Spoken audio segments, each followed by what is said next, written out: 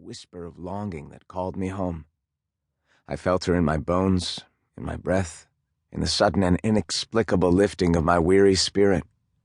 She was orbiting me, close at heart, eagerly awaiting our cosmic reacquaintance. Let there be no doubt, all love connections are not created equal. Some bonds are simply practical.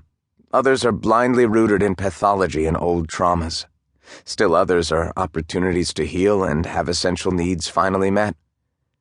And some have a mystical quality from the first meeting, pure and simple, apparent from the first outbreath, unmistakably sacred, God rising on the wings of their love.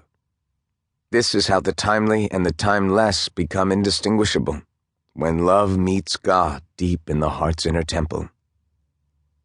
Does this sound insane? If it does, that's okay. Great love is the most exquisite kind of madness, an asylum of delight. Enter its gates, and divinity rises into view.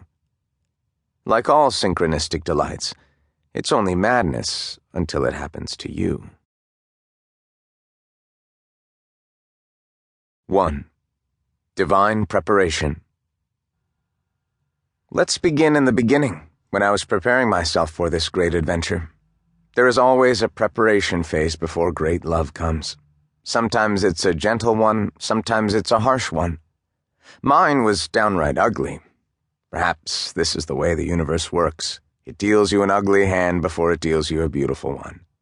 The trick is trusting the beauty when it comes. It may never come again. As much as I want to tell a love story that doesn't include conflict, I can't.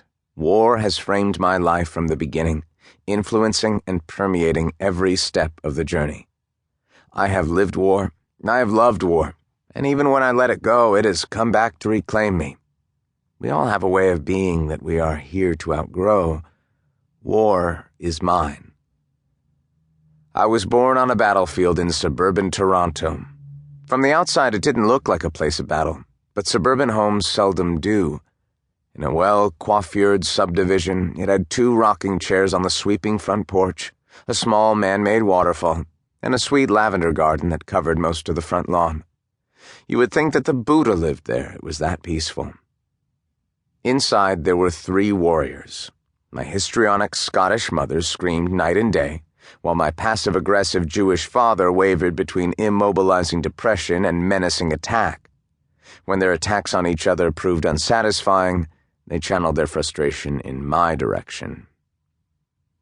They needed a punching bag more than they needed a son, and I unconsciously obliged. Although they named me Lowen, they actually called me the mistake behind muffled walls. I wasn't the daughter they had longed for.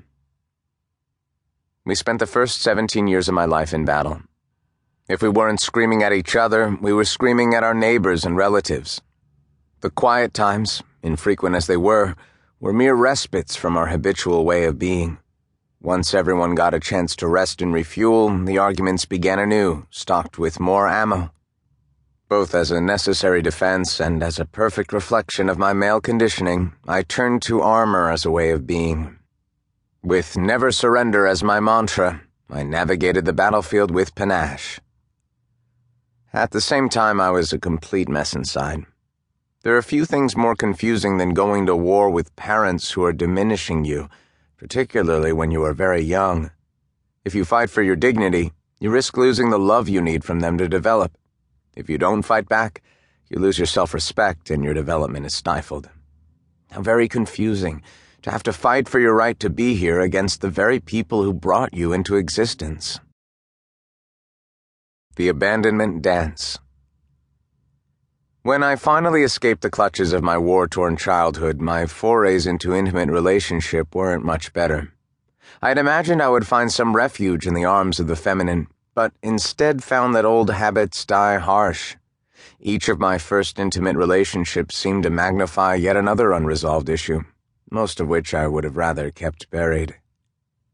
Soon after fleeing the war zone, I met my first girlfriend. A tender-hearted social worker, Naomi would come by with peppermint foot massage cream and pumpkin pie ingredients, hands at the ready. She wanted nothing more than to love me.